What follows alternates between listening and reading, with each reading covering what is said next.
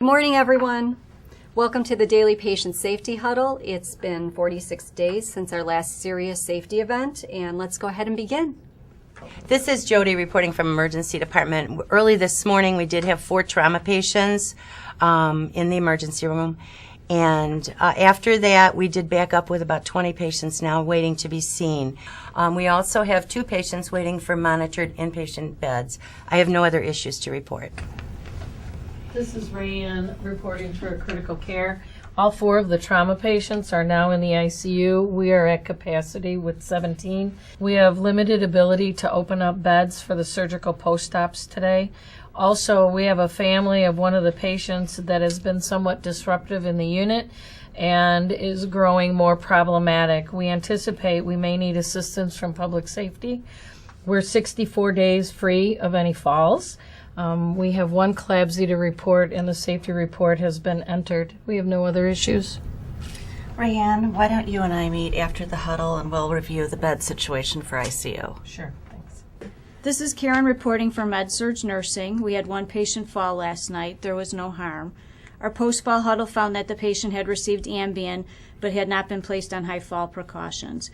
We had 1 mislabeled blood specimen yesterday afternoon. A patient safety event was reported.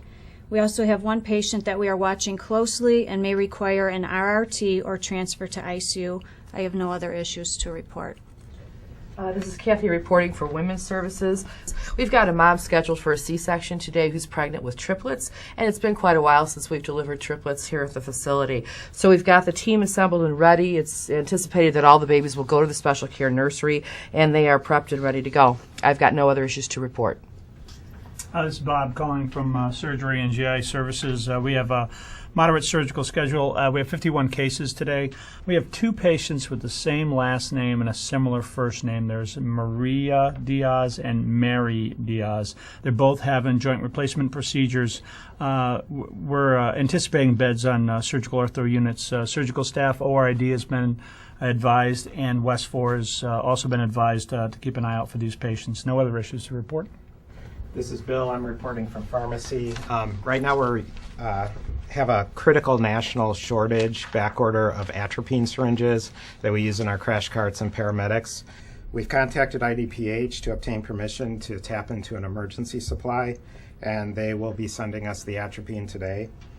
We're also reviewing our weekly data today on hospital barcode scanning. And the administration scanning has dropped to below 80%. Usually we're at 95%. If there's any specific issues that on the units that are causing this decline in the scan rates, please let us know. I have no other issues to report.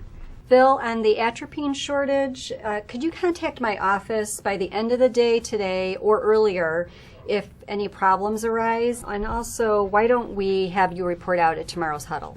Okay, I'll email the report too.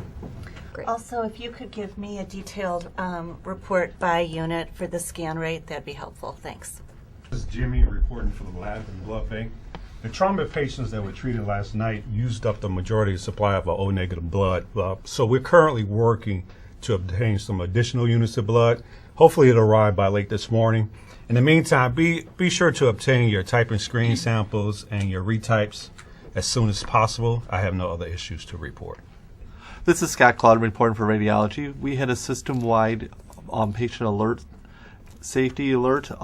It's in regards to our contrast dye, the labeling packaging from the manufacturers. We're very, very similar. So we're implementing alert labels to distinguish one contrast dye from another. This does impact both radiology and cardiac cath. I have no other issues to report. This is Gary reporting for respiratory. I have no issues to report. This is Karen reporting for case management. I have no issues to report.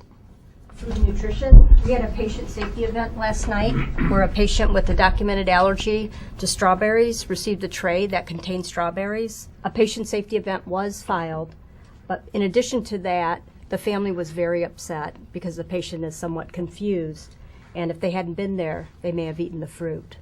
I have no other issues to report. Deb, will you be sure to touch base with the family today and provide some service recovery? Sure, I will. Thank you. This is Julie. I'm calling in for home care. I have no issues to report. This is Deborah from Infection Prevention. I have no issues to report.